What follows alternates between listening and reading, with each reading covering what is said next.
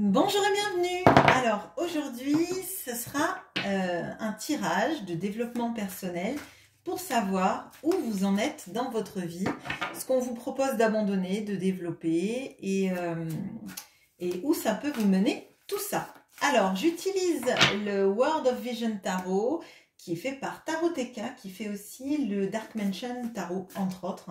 Je ferai peut-être une présentation sur la chaîne du tarot. Je ne sais pas si vraiment il y a beaucoup d'intéressés sur cette chaîne, mais il est magnifique. Alors, on y va. Ce que vous êtes, ce que vous ne savez pas sur vous-même, ce que vous devez, en fait, ce qu'il serait souhaitable d'abandonner, et bien évidemment, ce n'est pas un ordre, c'est plutôt un conseil. Ce que vous devriez développer, donc pareil. Ce que vous aimeriez devenir, votre quête actuelle, ah, on en a deux, et où est-ce que cette quête va vous mener.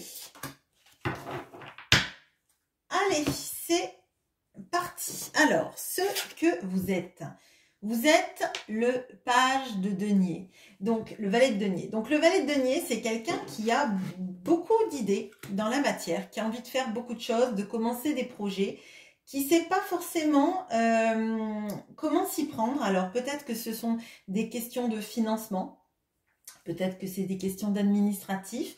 On voit que les idées, en fait, elles sont là. L'envie, elle est là. Par contre, pour l'instant, c'est un peu jeune. Donc ça va parler aux personnes peut-être qui veulent se lancer dans une entreprise ou trouver peut-être leur voie professionnelle, tout simplement. Ce que vous ne savez pas sur vous-même, il y a le 3 de bâton. Alors, le 3 de bâton, ça parle justement de la projection, de l'envie d'amorcer des projets, ou même des déplacements d'ailleurs. C'est mettre en place ce qu'il faut pour partir. Donc là, je vous disais, avec le valet de denier, vous avez envie de partir, mais vous ne savez pas par quel chemin. Et en fait, ce qu'on vous dit, c'est qu'au fond de vous, vous savez quel est le chemin que vous devez emprunter, parce que c'est visiblement quelque chose que vous avez à l'intérieur de vous depuis longtemps. Peut-être que tout simplement, vous hésitez entre plusieurs choses, mais au fond de vous, tout simplement, vous dites que vous savez quel est le chemin vers vos aspirations, que vous connaissez les moyens d'arriver là où vous voulez aller. C'est peut-être juste les détails que vous ne connaissez pas, mais vous avez cette capacité, en tout cas en vous, à aller là où vous voulez vous projeter. Ce que vous devriez abandonner. Alors, on a le roi de bâton. Ce que vous devriez abandonner, peut-être, c'est le fait d'être tout de suite reconnu à sa juste valeur.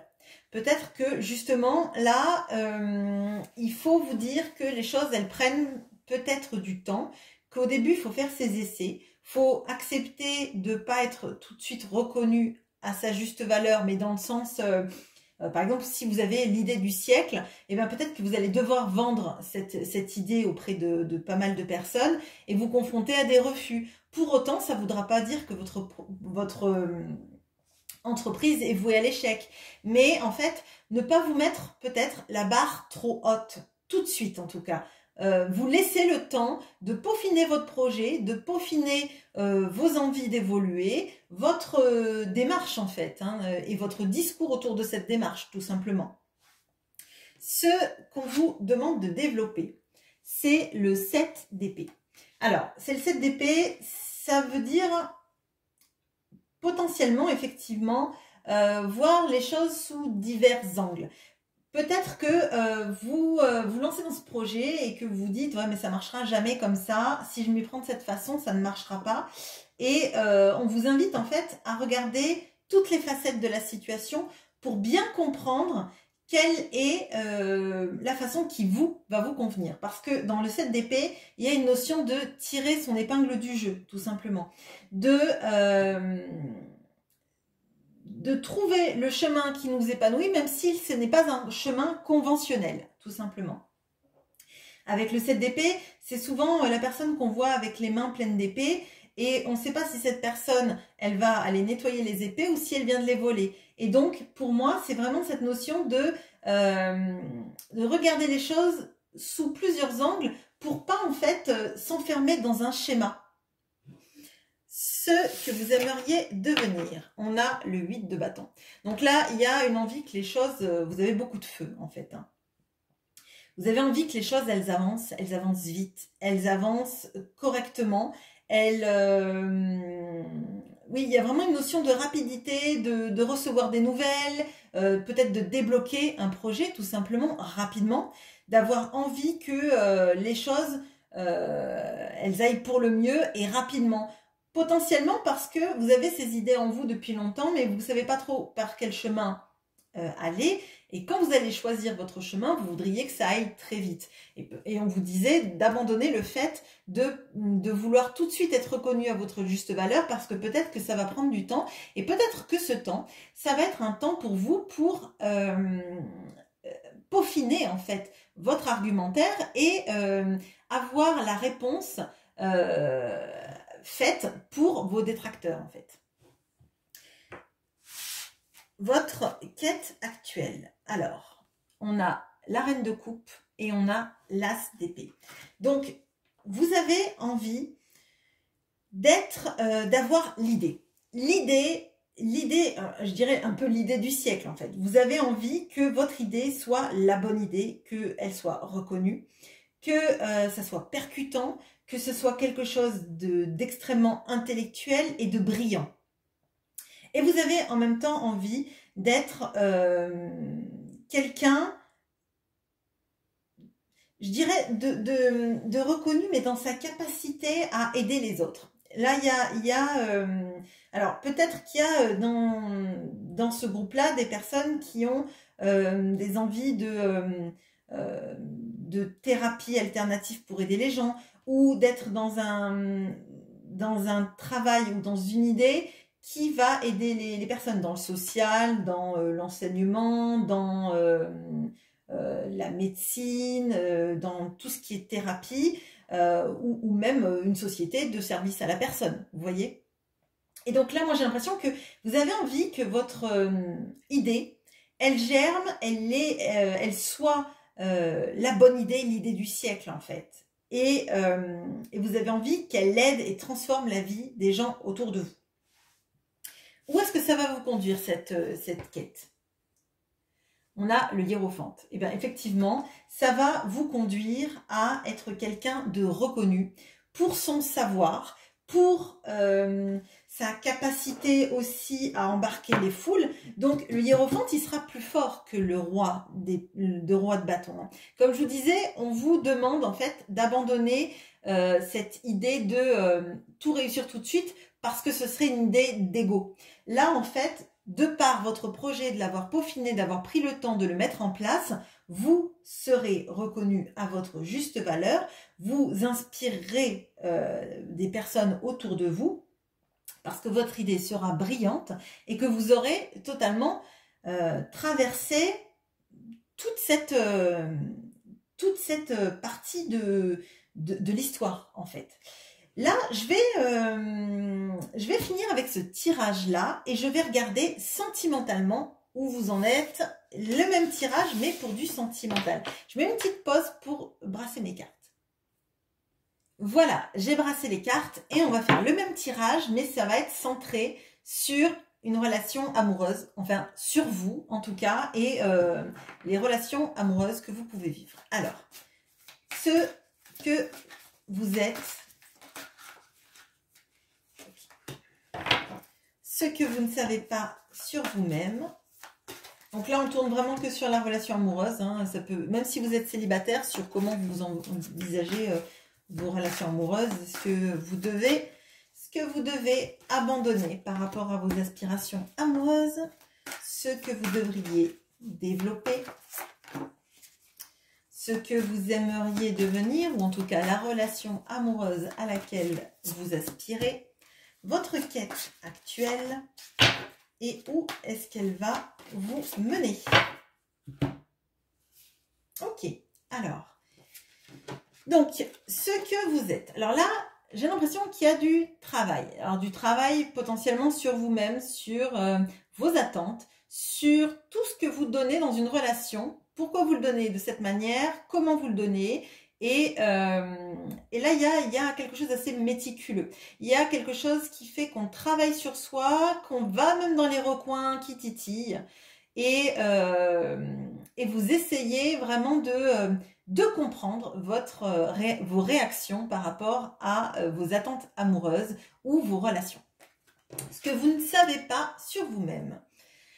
Alors, on a le 10 d'épée. Ce que vous ne savez pas sur vous-même, j'en doute un petit peu en fait, c'est que vous avez été à bout dans une situation, dans des situations, et en fait que vous travaillez sur vous, mais j'ai l'impression qu'en fait il y a quelque chose de l'ordre des blessures de trahison, parce que 10 épées sur une personne, il y a une notion de trahison. On s'en est pris à ce guerrier qui était tout seul avec sa gourde et son sabre. Et je pense qu'en fait, dans votre vie, vous récupérez là, vous êtes en train de récupérer, peut-être que ce travail-là est sur cette blessure de trahison que vous pouvez avoir potentiellement, vous êtes en train de récupérer vos forces pour combler cette blessure. Ce que vous devriez abandonner. Alors, on a le 7 d'épée qui était dans le tirage général, là, tout à l'heure, ce que vous deviez développer. Donc, pour moi, là, il y a une notion dans la relation amoureuse de fuite. De quand quelque chose ne nous convient pas, il y a une fuite. Là, je pense par exemple, si la personne en face ne se comporte pas à notre attendu, on part.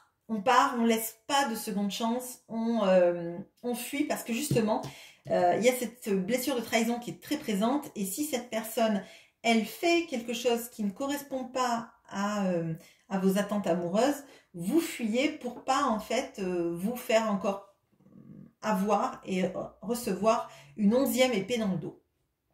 Ce que vous devez développer, c'est le 8 d'épée.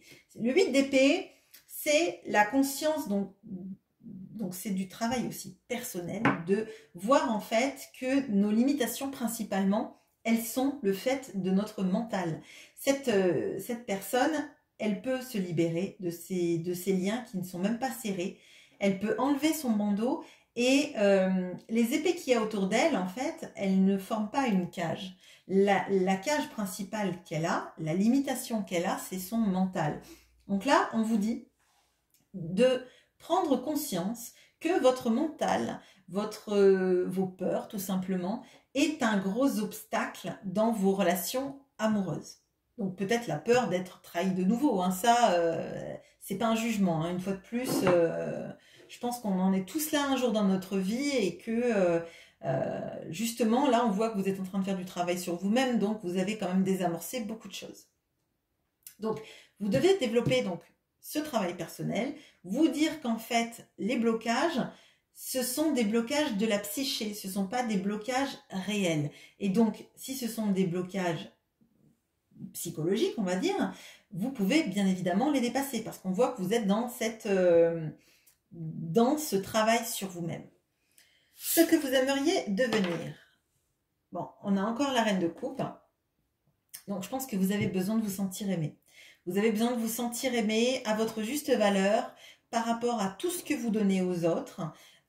C'était dans le tirage de votre quête, dans votre tirage général. Donc là, je pense qu'il y a un gros besoin de reconnaissance des autres et de tout ce qu'on fait pour les autres et d'être considéré à notre juste valeur en fait. Hein. D'être aimé à la hauteur de ce que vous désirez et de ce que vous vous donnez. Parce qu'on voit là avec la reine de coupe que potentiellement vous êtes quelqu'un qui aime et qui donne. Et vous n'avez pas peur de vous remettre en question dans votre manière d'aimer et de vos attentes. Donc clairement, vous n'êtes pas attentiste dans une situation irréaliste. Votre quête actuelle, il y a le 2 de bâton. Votre quête actuelle, c'est d'avoir des rapports de communication et de projection équivalents avec la personne que vous allez aimer ou que vous aimez. Vous avez envie qu'il n'y ait pas de problème de communication, vous avez envie que les choses deviennent fluides et de commencer à vous projeter dans quelque chose à deux qui vous convienne vraiment. Où est-ce que ça va vous conduire? À la reine d'épée. Donc, il y a une maîtrise du mental. La reine d'épée, c'est la femme qui, elle peut être divorcée, elle peut être veuve, elle peut avoir beaucoup souffert et du coup, elle est en mode un peu test de ses partenaires amoureux.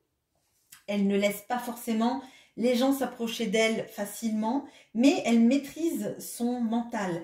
Elle tranche ce qui doit être tranché, mais elle analyse suffisamment bien pour voir que parfois, notre propre mental peut nous enfermer. Donc, il y a une grosse évolution en fait là. Tout le long, vous avez le 7 d'épée sur ce que vous devez abandonner. Donc, ne pas fuir quand la relation, vous avez l'impression qu'il y a quelque chose qui manque. Peut-être vous accrochez peut-être un peu plus, en tout cas sur les détails de la relation et pas sur ce que ça vous inspire ou ce qui vous fait peur dans la relation.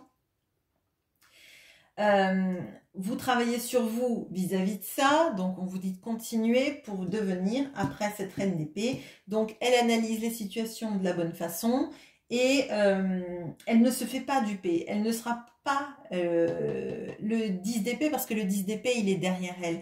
Ça veut dire que vous guérissez cette blessure de trahison en ayant travaillé sur vous, sur vos attentes et sur ce que vous donnez aussi dans la relation. Voilà ce que j'ai pour vous. J'espère que ce tirage vous aura plu. N'hésitez pas à laisser des commentaires, à liker et à vous abonner. Bonne journée!